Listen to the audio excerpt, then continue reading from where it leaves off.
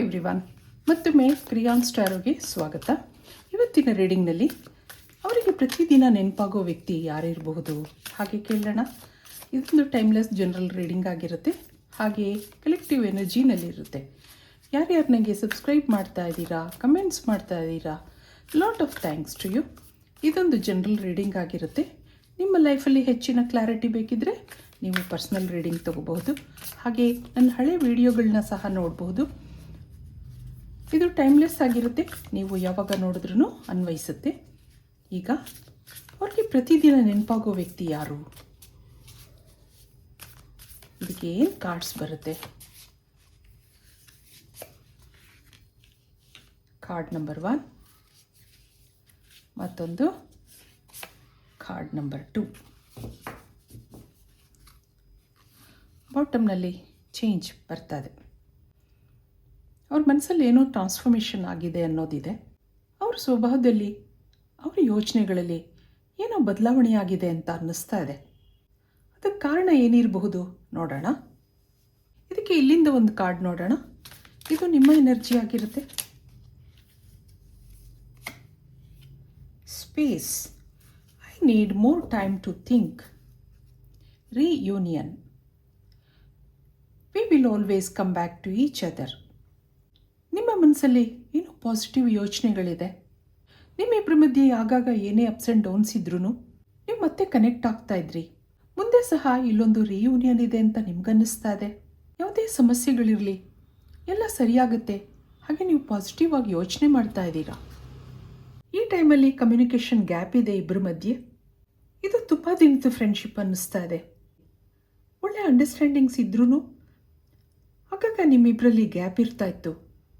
ಆದರೆ ಯಾಕೋ ಇವರು ಸೈಲೆಂಟ್ ಆಗಿದ್ದಾರೆ ಅನ್ನೋದು ಬರ್ತಾ ಇದೆ. ಮೌನವಾಗಿದ್ರೂ ಮನಸ್ಸಿನೊಳಗಡೆ ನಿಮ್ಮ ಯೋಚನೆಗಳಿದೆ.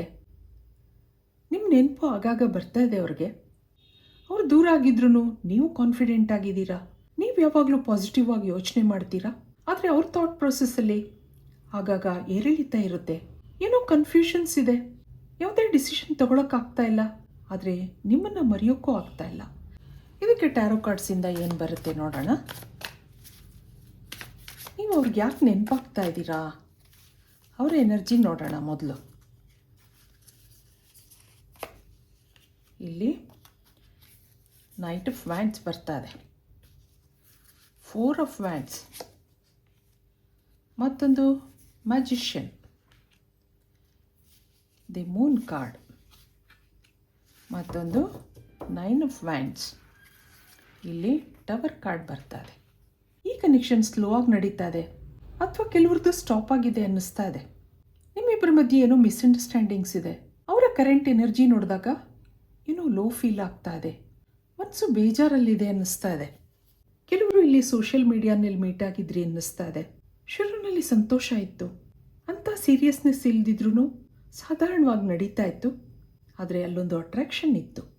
ಒಂದೊಂದ್ಸರಿ ಮುಂದಿನ ಲೈಫ್ ಬಗ್ಗೆ ಏನೇ ಡಿಸಿಷನ್ ತೊಗೊಳಕ್ಕಾಗದಿದ್ರೂ ಆ ವ್ಯಕ್ತಿನ ಮರೆಯೋಕ್ಕಾಗಲ್ಲ ಹಾಗನ್ನಿಸ್ತಾ ಇದೆ ಇವ್ರಿಗೆ. ಮುಂದೆ ಏನು ಅನ್ನೋ ಪ್ರಶ್ನೆ ಇದೆ, ಆದರೆ ನಿಮ್ಮನ್ನು ಮರೆಯೋಕ್ಕಾಗ್ತಾ ಇಲ್ಲ. ನಿಮ್ಮ ಜೊತೆ ಕಳೆದಂಥ ದಿನಗಳು ಆಗಾಗ ಅವ್ರಿಗೆ ನೆನಪು ಬರ್ತಾ ಇರುತ್ತೆ.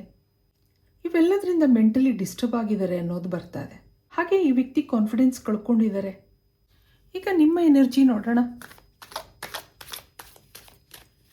ನೀವು ಕಾನ್ಫಿಡೆಂಟ್ ಆಗಿದ್ದೀರಾ.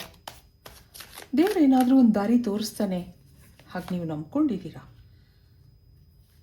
ಕಾರ್ಡ್ ನಂಬರ್ 1, ಕಾರ್ಡ್ ನಂಬರ್ 2, ಹಾಗೆ ಕಾರ್ಡ್ ನಂಬರ್ 3, 4, ಹಾಗೆ 5. ಇಲ್ಲಿ ನೈಟ್ ಆಫ್ ಕಪ್ಸ್ ಇದೆ.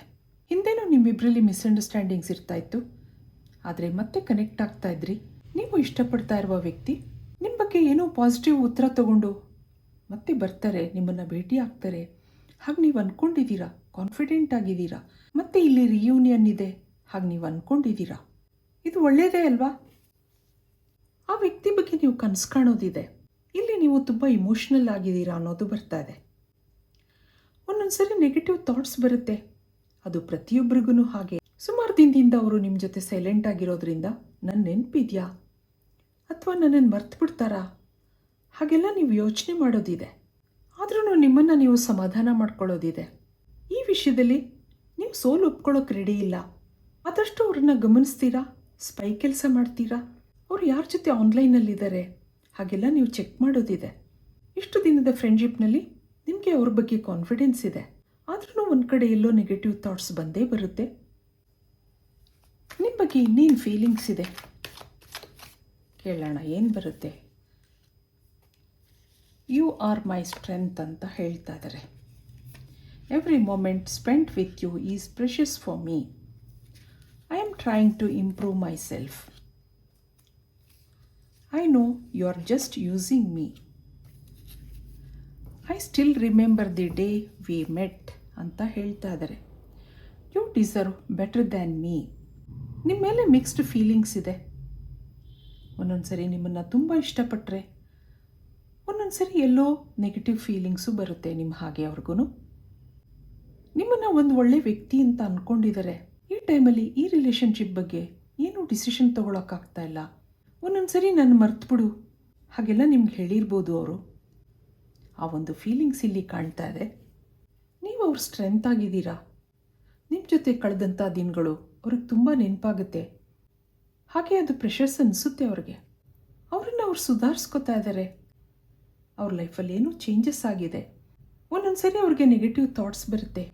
ನಿಮ್ಮನ್ನು ಮೊದಲು ಭೇಟಿ ಮಾಡಿದ್ದು ಅವ್ರಿಗೆ ತುಂಬ ನೆನಪಿದೆ. ಅವ್ರ ವೀಕ್ನೆಸ್ ಅಂದರೆ ನಿಮ್ಮನ್ನು ಇಷ್ಟಪಡ್ತಾ ಇರೋದು. ಅದನ್ನು ನೀವು ಮಿಸ್ಯೂಸ್ ಮಾಡ್ಕೋತಾ ಇದ್ದೀರಾ ಅಂತ ಅನಿಸುತ್ತೆ ಅವ್ರಿಗೊಂದೊಂದು ಸರಿ. ನಿಮ್ಗೆ ಆಗಾಗ ಅವ್ರನ್ನ ಕಳ್ಕೊತೀನೇನೋ ಅನ್ನೋ ಇನ್ಸೆಕ್ಯೂರ್ ಫೀಲ್ ಆಗುತ್ತೆ. ಹಾಗಿರೋದ್ರಿಂದ ಅವ್ರಿಗೆ ಪದೇ ಪದೇ ಫೋನ್ ಮಾಡೋದು, ಅವ್ರನ್ನ ಅಬ್ಸರ್ವ್ ಮಾಡೋದು ಹಾಗೆಲ್ಲ ನೀವು ಮಾಡ್ತಾ ಇರೋದು ಅವ್ರಿಗೆ ಅಷ್ಟೊಂದು ಇಷ್ಟ ಆಗಲ್ಲ ಅನ್ನೋದಿದೆ. ನನ್ನ ಮೇಲೆ ಅಷ್ಟೊಂದು ನಂಬಿಕೆ ಇಲ್ವಾ ಹಾಗನ್ನಿಸ್ತಾ ಇದೆ ಅವ್ರಿಗೆ.